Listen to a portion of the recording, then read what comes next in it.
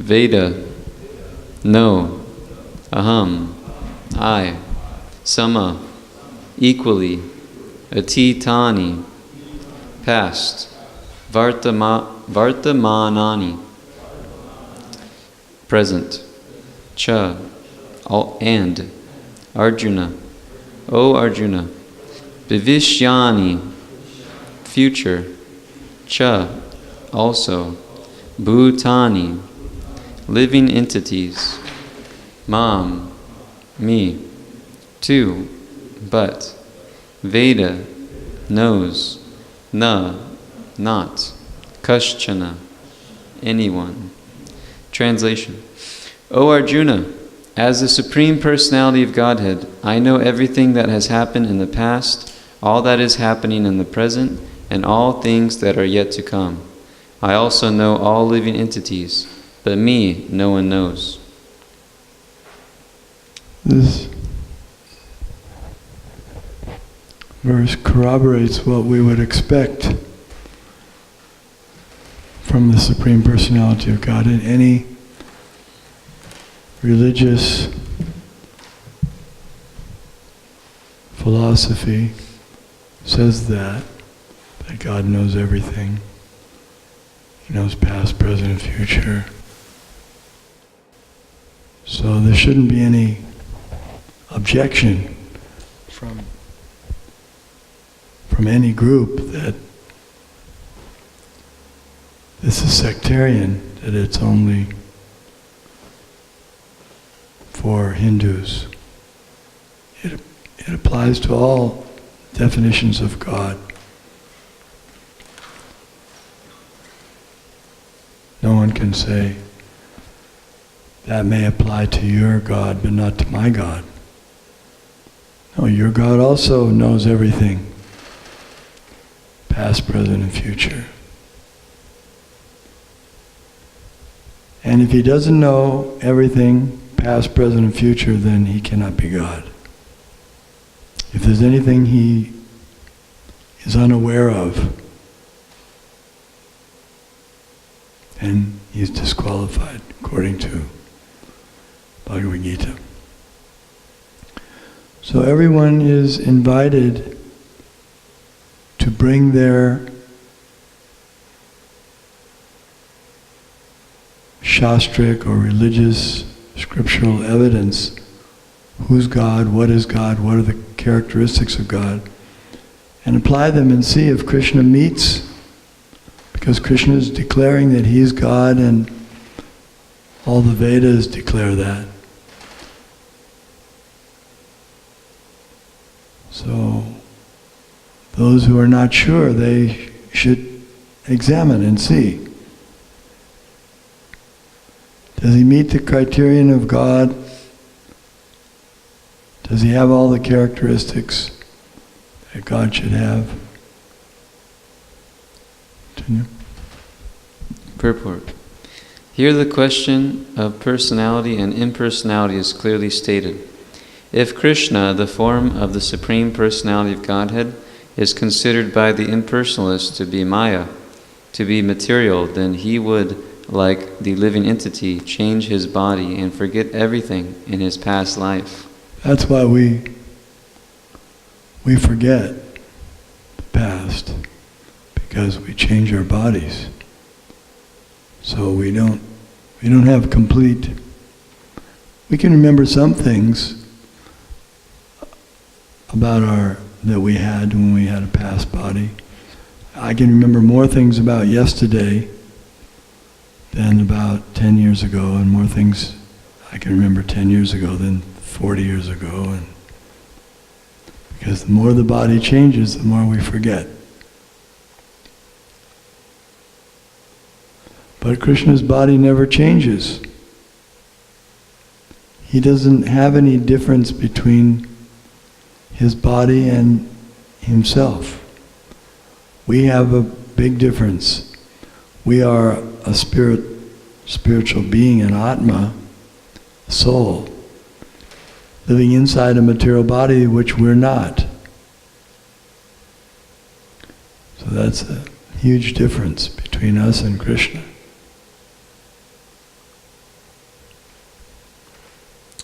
Anyone with a material body cannot remember his past life, nor can he foretell his future life, nor can he predict the outcome of his present life. Therefore he cannot know what is happening in past, present, and future. Unless one is liberated from material contamination, he cannot know past, present, and future. Unlike the ordinary human being, Lord Krishna clearly says that he completely knows what happened in the past, what is happening in the present, and what will happen in the future. In the 4th chapter, we have seen that Lord Krishna remembers instructing Vivasvan, the sun god, millions of years ago. Krishna knows every living entity because he is situated in every living being's heart as the Supreme Soul. But despite his presence in every living entity as Supersoul and his presence beyond the material sky as a Supreme Personality of Godhead, the less intelligent cannot realize him as a Supreme Person. This is an amazing proclamation or declaration that he knows everything.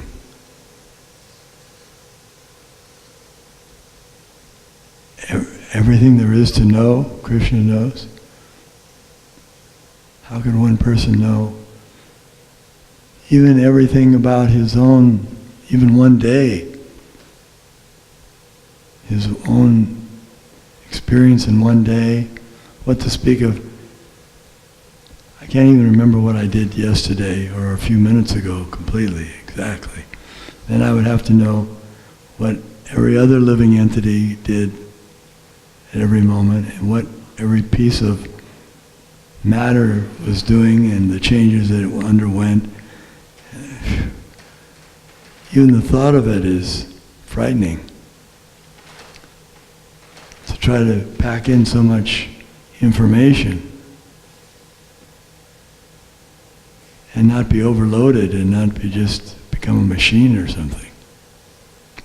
Krishna knows everything, and he's still playing the flute, dancing, having a good time. That's enough to make us, we should be convinced that he must be God, because anyone who could know everything and still be happy, carefree. Some people say it's just a bluff. Anyone can say that they know everything. Anyone can say they're God. That's true. Anyone can make that statement, or we could, a group of people could make up a philosophy and propose a fictitious person. This person that we've created, Peter Pan. Let's say we say Peter Pan is God.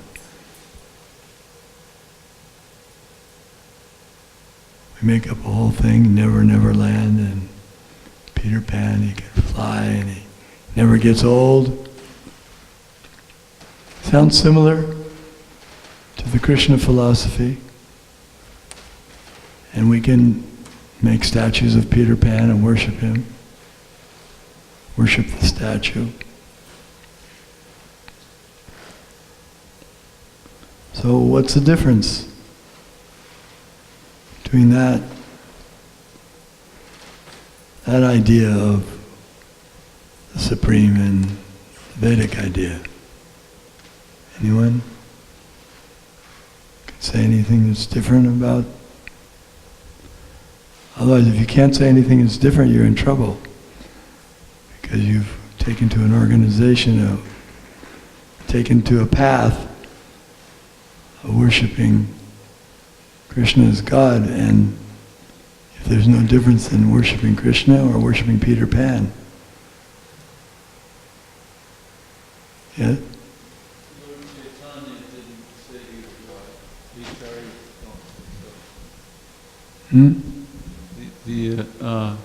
carried Lord Chaitanya didn't think Peter Pan was God. He's not listed in the scriptures either. Well, it depends which scriptures you go to. We have Peter Pan scriptures. He is mentioned there, we can say. Any other? has defects? Who has defects? Peter Pan. Who said he has defects? You can see it. I mean, I don't remember exactly the whole Peter Pan movie, but but I'm sure he committed some mistakes in there. Well, that's your opinion. That's your lack of knowledge. You haven't realized, you haven't seen the light yet.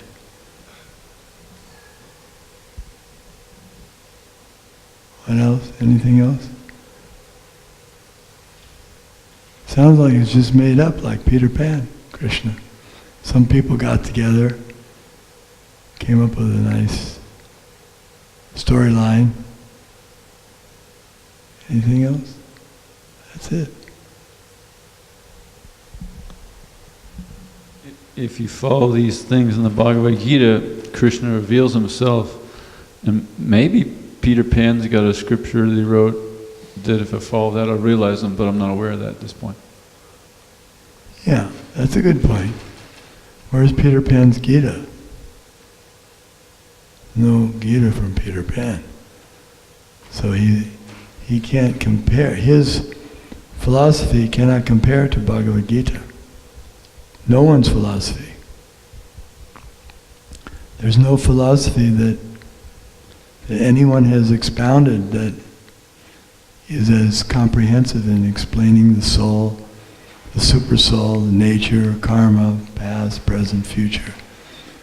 The Vedas give a whole explanation of the cosmic manifestation, how it begins. And it's practical. What are some of the practical things that we can see proof from the Vedic knowledge? Or is it just all theoretical?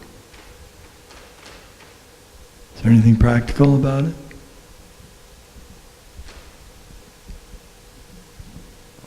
If you try to find happiness through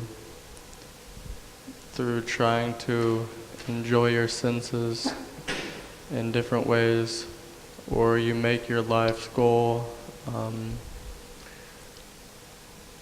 trying to get a lot of money and prestige and enjoy women and things like this, you won't be satisfied, you won't be happy. It'll only bring you That's suffering. a good point. That Krishna says these things will lead to misery. That all material pursuits will cause suffering.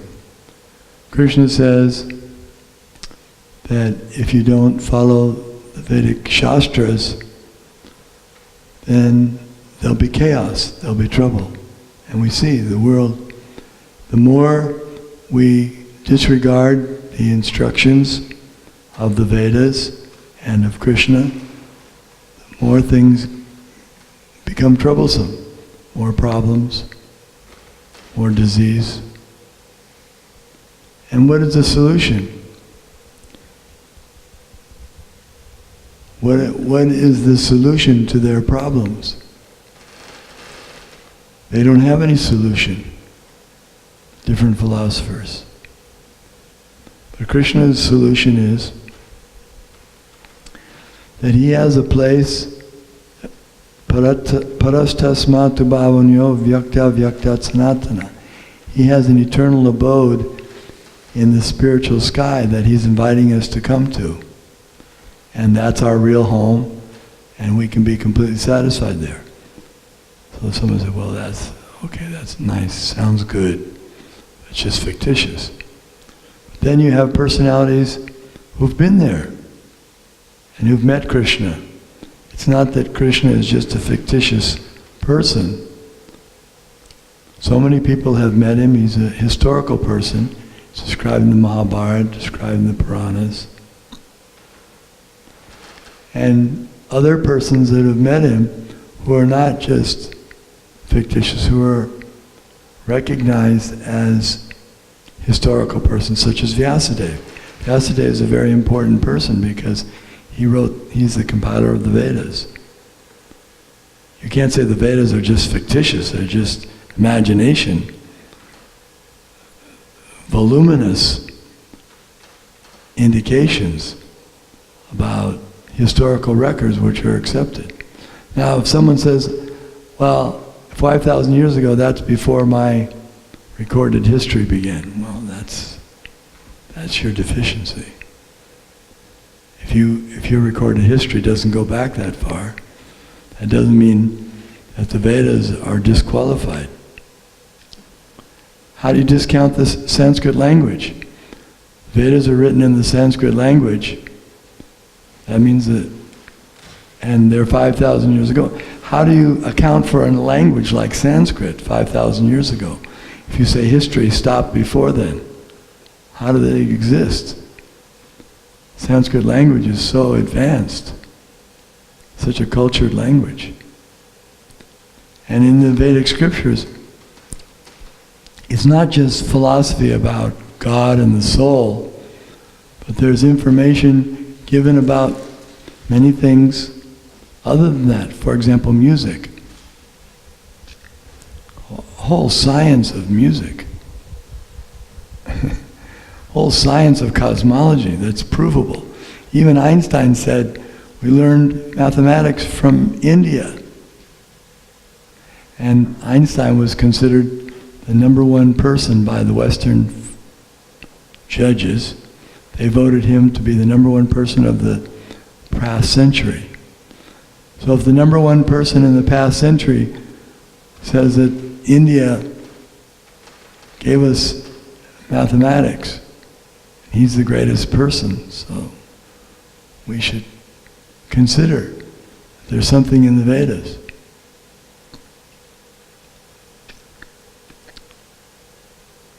Vedas say you should live a vegetarian diet. Now people are thinking, maybe we should take a vegetarian diet, maybe it'll be more healthy. Maybe we should do yoga, maybe we'll be more healthy. Maybe we should chant mantras. Maybe we should give up.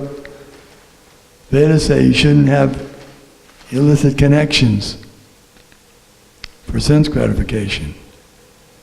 Now people are beginning to realize maybe there's too much. We're getting into difficulties, we're getting into problems. So it's practical.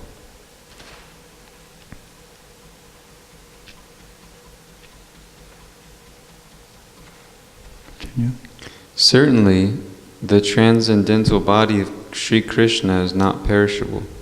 He is just like the sun, and Maya is like the cloud. In the material world, we can see that there is the sun, and that there are clouds and different stars and planets. People will say, who's your God? And if they see a picture, they say, is that God? Is that your God? A person? As if it's a dirty word or something like that. To be a person is a dirty word. A God can't be a person. Is that your God, a human being? So they're not ready to hear about. I remember once I was in Rath Yatra festival in London. It was after the parade, and we were sitting down taking some prasadam, and some rough fellows came up. They obviously weren't in the submissive mood, and they sat down and they had seen statues of Lord Jagannath on the carts. They said, is that your God? So I said, first of all, before we talk about God, let's talk about you and I. Who are we? What do you think you are? Can you describe who you are? So we turned the discussion to the soul, and it was more fruitful. Because for a person who doesn't understand the soul, to understand God, God's form, that's difficult. Therefore Krishna begins, Dehi nosmin yata dehe komaram yovanam jara tata dehantra praptir tiras tatra namoiti. He begins by explaining the difference between the soul and matter. And then we can understand more about the Supreme Soul. If we understand a little bit about ourselves, then we can understand something about the Supreme Self. The clouds may cover all these in the sky temporarily, but this covering is only apparent to our limited vision. The sun, moon, and stars are not actually covered. Similarly, Maya cannot cover the Supreme Lord. By his internal potency, he is not manifest to the less intelligent class of men. Now, if we want to explain something about Krishna, his body, then you have to decide if you're willing to hear, if you're willing to accept what the Vedas say. The Vedas say that he never aged. All the depictions of his form, for example, on the battlefield of Kurukshetra, there's a painting there. Krishna is the one driving the chariot. He looks about 20 years old, but according to the historical records, he was late 90s. He had children, grandchildren, great-grandchildren. How could he look so young? Because his body is not material. No, we don't know any other 90, 98-year-old person that looks like that. Not only looks like that, but acts like that.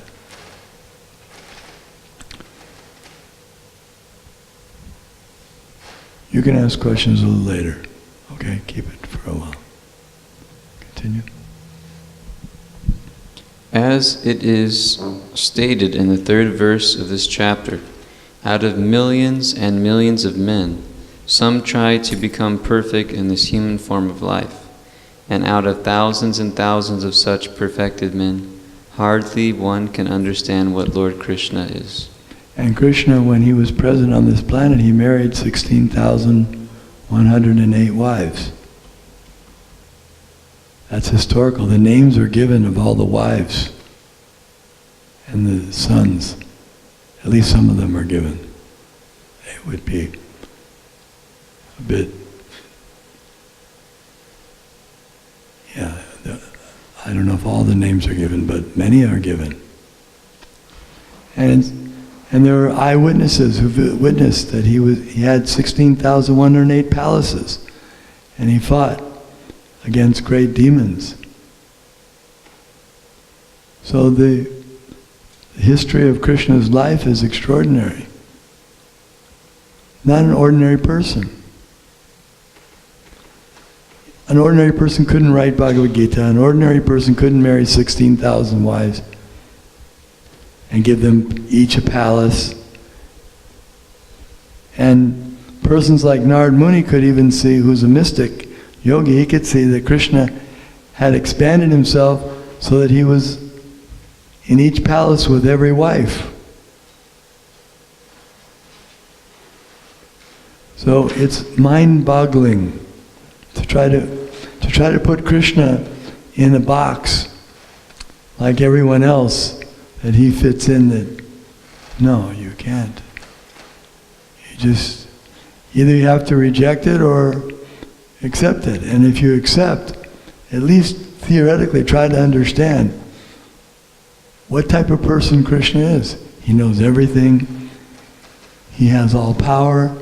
Aishvaryasya samagrasya viryasya yashasha shriya jnanavairagyas chaiva shanam bhaga itingana. He's all powerful, all beautiful, all wealthy, all famous, all renounced, and all wise. He knows everything.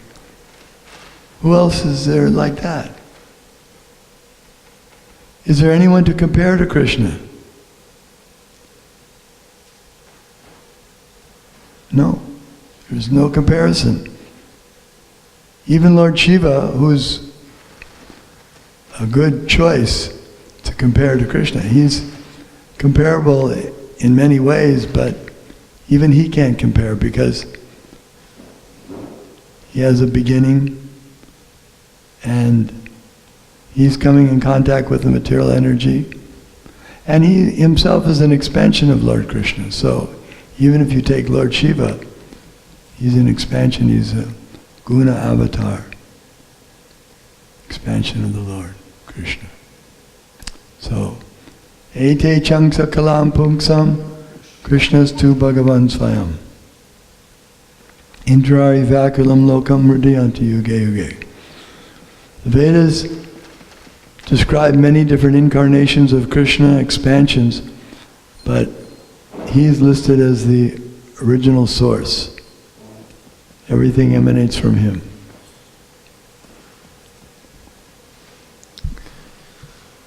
Even if one is perfected by realization of impersonal Brahman or localized Paramatma, he cannot possibly understand the Supreme Personality of Godhead, Sri Krishna, without being in Krishna consciousness. Yeah. So this is a very important point. Now, the Bhagavad Gita is saying that in order to understand God, not everyone can do it. Our minds are not capable of comprehending such a person. Our intelligence is not able to understand it. Our eyes cannot perceive it. How else could we? So what are we using? What are the instruments we're using to try to understand God? Our minds, our brains, our intelligence, our eyes, our ears. Ataksha Krishna namadi na bhave gram indriyai sevanmukhi hi jivado svayameva sprachita. But the Vedas say you can't understand God that way. He's inconceivable. He's beyond.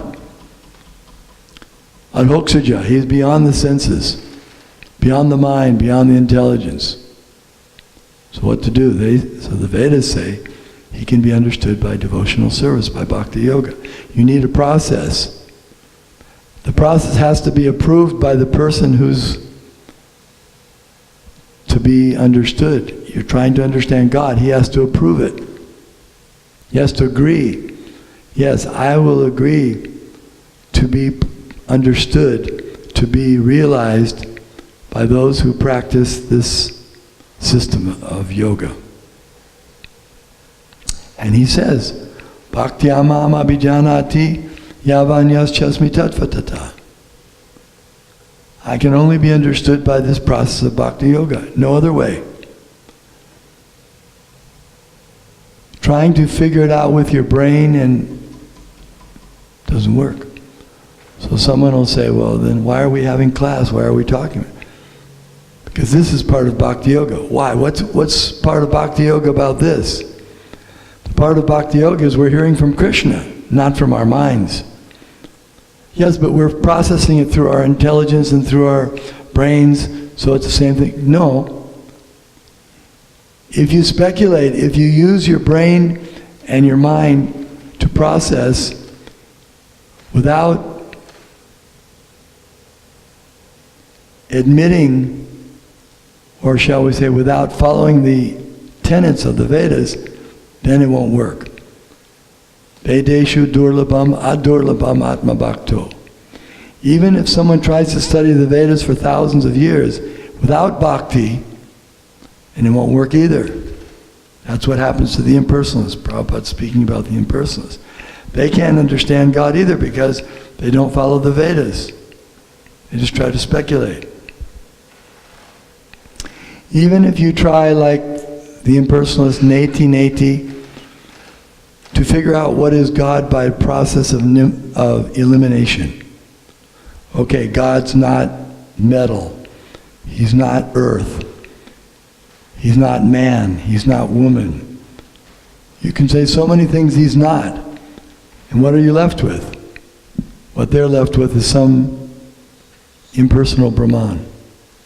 That's what they conclude is the leftover thing that must be God. Inconceivable, imperceptible, nirakar.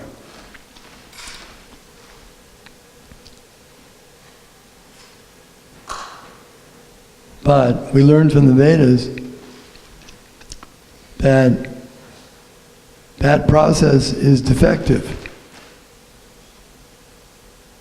Because he can't, the Supreme Personality of Godhead cannot be forced to appear or to reveal himself to anyone. Naham prakasha sarvasya yogamaya samavrata. I don't reveal myself to everyone. He's independent. Swarat. He's not controlled by us. We can't force him to do what we want him to do. You would have to agree that if there is such a thing as an absolute truth, it would be beyond my power. I couldn't control it, otherwise I'd be supreme. If I controlled the supreme power, that would make me the supreme. And if I'm the supreme, then why am I going through so many problems? Why do I have to pay taxes? Why do I have to get old? Why do I have to get diseases? Why does my son not do what I say? Why does my boss make me so upset? We're obviously not God. Does anyone think they're God here? Why are you suffering so many problems? But we see Krishna, there was a person, this was a godbrother of Srila Prabhupada. He was from Germany. He was a scholar. He came to India and he said he looked at many different temples. He went to different temples to see. And he saw different deities. One deity was destroying, one deity was punishing wrongdoers, and one deity was doing different things. Different demigods. But when he saw Krishna, he's just playing the flute. He has nothing to do. He's just enjoying himself. He doesn't have any rules, he doesn't have any duties. And he says that. He said, I have nothing to perform. There's no duty for me to perform. He's completely free. And yet he's controlling everything. That's a good understanding of God. If God just had to punch in every day his time clock and put in his hours, had to work so hard to keep everything going, he'd have to take all these different types of medicines that people are taking now to deal with the stress and the problems. He's not like that. He controls everything effortlessly. As if it's so effortlessly done by him, and so incredibly inconceivable that the greatest brains in the material world say there's no one there. It's just happening by itself. They don't see any trace. They can't trace him out. They say, someone like Einstein, he said there must be a brain because he's the top man. He said, wait a minute, there's too much order, there's too much design, there's too much intelligence in the creation. There must be a great brain. But the other lesser scientists, they said, well, Einstein said there must be a great brain. We like to think like that, but we haven't seen him. We can't hear him.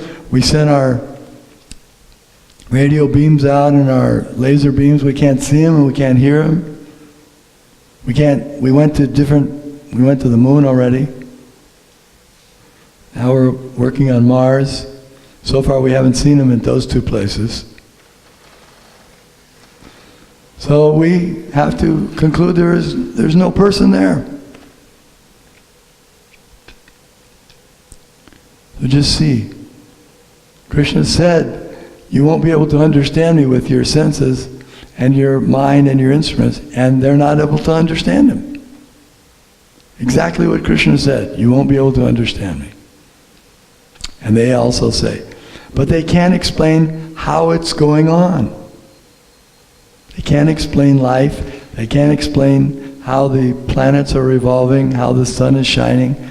this big ball of burning fire. It seems to keep burning. I don't know where the fuel's coming from. How does it keep its shape? Can you duplicate a sun? Can you make another sun? That would be a good, we'd save a lot of money on KCPL, what is it? Power and light. If we had suns, we could just hang up one here. Why don't you do it? You can't do it, but then you say nobody did it. Somebody did it, but he's so far beyond your ability to perceive him that you can't even, you can't. And then, with great arrogance, you say, but there's nobody there. There's no one who did it. Why? Because you can't do it, and your brother can't do it, and your forefathers, but you don't know all the persons. And there's someone in history that has done it and is recognized in doing it, and it's Krishna. And the Vedic literature is not just for children. It's for serious philosophers. It's for serious thinkers. And it's existed for longer than any other culture. So, thoughtful people should retrace their steps and went, wait, I missed something, I overlooked something. I came up with nothingness, that the universe came out of nothing, or void. We attribute to the so-called void all the qualities that Krishna has, but we just left out the person. So why not go back and see, well, maybe there's a person that has those qualities, that produces universes and is so orderly, and he has so much power, and he controls everything, and he's the source of it. Yeah, that's Krishna. So a scientist should be delighted when a real scientist, an open-minded scientist, reads Bhagavad Gita. He should be jumping in ecstasy. I found it. I found the source. I found the origin. It's Krishna. And one who's looking for the most beautiful lover, either male or female, doesn't matter, they found the most beautiful person, Krishna, Govinda. They should be jumping in ecstasy. And the communists, they should be jumping in ecstasy, because they want all the people to be maintained equally, give everyone what they need. It's Krishna. He's already doing it. He's maintaining everyone. All the elephants, all the bees, all the trees, humans, all the planets. Everybody should be overjoyed to realize that Krishna is what they're looking for.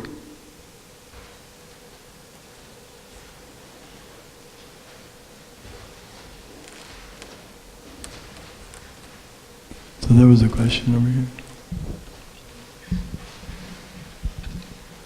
Are you aware of anybody in our lifetime that has actually seen Krishna? When you say see Krishna, would you say that a painting of Krishna is Krishna or not Krishna? No, they're not the same. Not Krishna.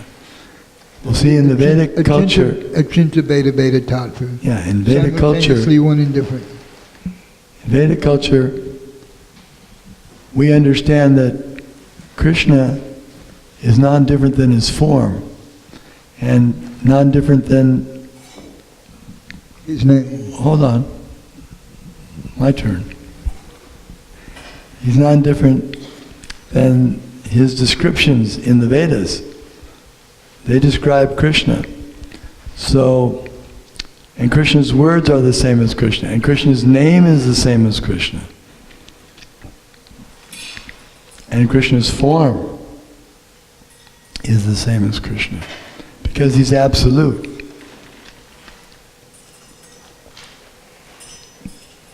So, your question is easily answered, however, because if you've read Bhagavad Gita, Arjuna, who was Arjuna speaking to? It wasn't a picture of Krishna, that was Krishna himself. So, yes, Arjuna saw Krishna, Bhishma saw Krishna, so many people saw Krishna. Thousands, millions. Real people. In fact, some of us may be even descendants of people who saw Krishna. Right? In India, you have to give your gotra, which gotra you came from. So, anyone here have a gotra? They can tell us? So that means there was a sage called Kaushik, right? And yes.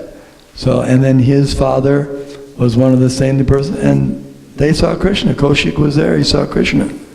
So you're coming from the line of, your descendants have seen Krishna. And even in the West, you may say, well, that's India. How about us in America, you know, the real world? Has anyone here seen Krishna? Well, we have to go back. Who's our father, our grandfather, our great-grandfather? Go back. Ultimately, you come to Brahma. Brahma is the first father. He is Pitamaha. And Krishna comes from Vishnu, from the lotus flower on his, emanating from his navel. So we're all descendants of Krishna. Aham bija pradapita. He's the seed-giving father. So we're all related to Krishna. And Krishna's in your heart. Can you see Krishna in your heart? Richard? Have you seen Krishna in your heart? No, but he's there. So he's available, and those who want to see him, some of them try through the Ashtanga Yoga process to see Paramatma within the heart. That's a difficult process for the sage. Can I say I feel his presence in my heart, good. but I don't see him? Yes, but Ashtanga yogis can see him, in previous ages at least. But in this age, the process is bhakti yoga, and specifically chanting. Hare Krishna, Krishna Krishna, Hare Hare, Hare Rama, Rama Rama. And he can be seen. Or he can be seen, the same deity that's in the heart is revealing himself in the Archa Vigraha. And the same deity that's in the heart is revealing himself through the pages of Bhagavad Gita, or through the holy name, through chanting. So because it's not so easy to see God just through the eyes, but it's recommended Shruti. Better to try to realize God through hearing. By transcendental vibration, by hearing, God reveals himself, his form. And it's also said that by chanting, then the Lord reveals his form, his pastimes, his entourage, everything. Thank you for that question. Any other questions?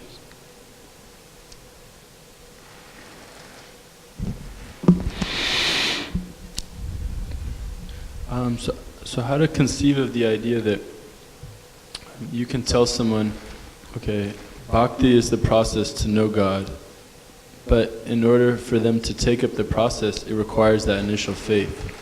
So they have to have some faith, right, to engage in the process. When you go to someone, an automobile mechanic, and you say, can you take a look at my vehicle and tell me what's wrong? He looks, he does the checks, he does a diagnostic. And then he says, yes, you have this and this wrong, and this is what it takes to repair it. It'll cost $450. You say, why should I pay you? How do I know? How do I know that you're going to fix my car? How do I know you have the ability? How do I know your machines are... You can go on and on. And he's going to say, well, sir, see the certification here? We passed certification. We're recommended by the city, this, that. We've all passed it. We've been here 40 years. Thousands of people have fixed their cars here. If you don't have any faith, sir, you're welcome to try somewhere else. And that's the end of the discussion. He's not going to go on with you about why you don't have faith in his machines and why you don't have faith in his abilities. Check the Vedas. If you don't have any faith in God at all, actually if you don't have faith in Bhagavad Gita, you are faithless. Why wouldn't you have faith in the Bhagavad Gita? Because it comes from India? Does that make it unworthy? Anyway, it doesn't come from India. It comes from the spiritual world. It's eternal. But not just scripture. Do you have any faith in the concept of God, the possibility that there could be a supreme being? You have no faith? If you have no faith, then yes, you're not interested. It takes some faith. Adho Shraddha. The beginning of devotional service is faith. Adho Shraddha. In the beginning there must be faith. But the faith is weak in the beginning. So associate with those who have more faith. Tata sadhu sangha. How will your faith get stronger? You associate with... Just like if you stay around... Going back to our analogy of the automobile mechanics, he may say, he may be nice to you, may be merciful to you. Instead of saying, hit the road. He may say, sit around for a while, and you can watch how we fix vehicles. Right? It's only 9 o'clock in the morning. Stay with us for today. We'll even give you lunch. You get lunches on us. Stick around, spend the whole day with us, watch all the different mechanics, and see if your faith improves. What will happen? If you spend the whole day there, what will happen? Yeah, if you're open, if you're not you'll get more faith in If you're not crazy. Not crazy. If you're not crazy, you'll start to think, well, they seem to know what they're doing. Cars are coming in, they're not working, I see vehicles being towed in, and then I see them fiddling around for some time, and then somebody gives them some check or a credit card, and then they drive out in that same vehicle. So unless you're crazy, you'll start to get some faith. And even if you're so stubborn, all right, maybe these were accidents, maybe you're putting on a show, maybe this is a drama, maybe I'm imagining this. All right, stay another week. We have room and board for you to stay here. You can stay with us. We'll feed you every day, and you can just observe and satisfy your mind. How will that do? That's what we do at the Hare Krishna Center. If you have doubts, come and stay with us. See if it's for real. See if the chanting really works. See if prasadam really is better than ordinary so-called food. Try it. We don't just say believe it without any proof. Take as much proof as you want. Associate. Sadhu Sangha. Then the next level is, now your faith has to go a little further. Now you have to be willing to follow this Vedic system, Bhakti Yoga. You have to give up certain things that are detrimental. Just like even in the automobile shop, he tells you, don't put the things you're putting in the gas tank, don't put that in. Only put this in the gas tank. Only use this oil. Only drive like this, don't do like this. Gives you so many things to do and don't do. And if you follow it, then you see the results.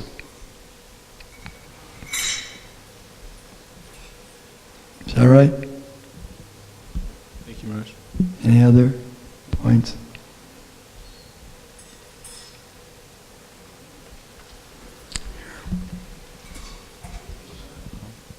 Yeah, this seems so clear, and Bhagavad Gita is so clear. How come some people read it once and they completely surrender life to God, and other people, we distribute a lot of books, and people aren't exactly knocking on our door, and our phone system's too loaded with the voicemails. What? It's so obvious that this is the right thing to do. Is Krishna controlling that in a way to where he only wants some people, maybe, or something like that? Well, this is the material world. This is the place where the people who have rejected Krishna come. This is their place. So it's not so surprising. Manushyanam sahasreshu kaschid yatati siddhaye Yatatam api siddhanam kaschinmam veti tatvata. Krishna says, out of many thousands among men, one may endeavor for perfection. And of those who have achieved perfection, hardly one knows me in truth. So Krishna explains it. It's rare that someone can understand Krishna. We should consider ourselves extremely fortunate. We shouldn't be proud that I'm better than everyone else. We should be thankful and grateful. What is that? Isn't there a Christian saying? There but for you and I, what is it? There but for good fortune walk you or I. Who knows that? No Christians here. Yeah. The idea is they see an unfortunate person, but without good fortune, I would be like that. I would be in that circumstance. That's good. Yes, we should see. Not that we're special, but that we're fortunate. We are fortunate. But we shouldn't be satisfied that I'll be fortunate and let the other unfortunates suffer, let them rot. No, the fortunates should go and help the unfortunates. That's our duty, to go out and try to bring them back to the happy land of Krishna. Is it okay to pray like Prahlad prayed, that he wants everyone to give up their envy and take to Bhakti Yoga? He prayed to Krishna. Because it seems like an easier way than, of course we have to do our duty, but it seems like a thing we should do along with it. Instead of distributing books, we just pray that everybody comes and buys books. Yeah, that would be good. Well, something. Well, that may not be our service may be to go out and take the books to them. So then we just pray, just let me go out. Actually, the material world is a wonderful place because you have so much preaching to do, there's so much service. And Krishna says that one who preaches is doing the best service. Yachatasman manusheshu kaschin me priyakritama. There's no one more dear to me than he who preaches this message of Krishna consciousness. So become convinced, practice Bhakti Yoga ourselves, yourself, and then try to give it to others unfortunate. Start off with your family members and your friends who you care about so much. Try to give it to them, and then give it to your extended brothers and sisters, so many souls. Try it for an experiment, a few weeks or a few days or something, and see for yourself if Krishna consciousness is for real, if Krishna is real. Just like if you associate with Krishna in the deity form, in the holy name form, prasadam form, the scriptural form, by that association, you'll realize that Krishna really is a person. It's not just a concept. It's not just fictitious. You can say prayers to Krishna, and don't you think that devotees are saying prayers to Krishna? And they're asking for things. People ask God for so many things. If God never delivered, do you think so many people would still believe in God? Why would they go on praying to someone if they didn't ever deliver? He must be delivering. A lot of people are praying to God, isn't it? How many people pray to Peter Pan? I don't know any. Do you know anyone that prays to Peter Pan? No, that means he can't deliver. They pray to God, they pray to Krishna. We ready? So now, thank you very much for your kind attention. Shri Shri Gauranitai ki jai, Srimad Bhagavad Gita ki jai, Srila Prabhupada ki jai. His Holiness Danavir Goswami Maharaj ki jai.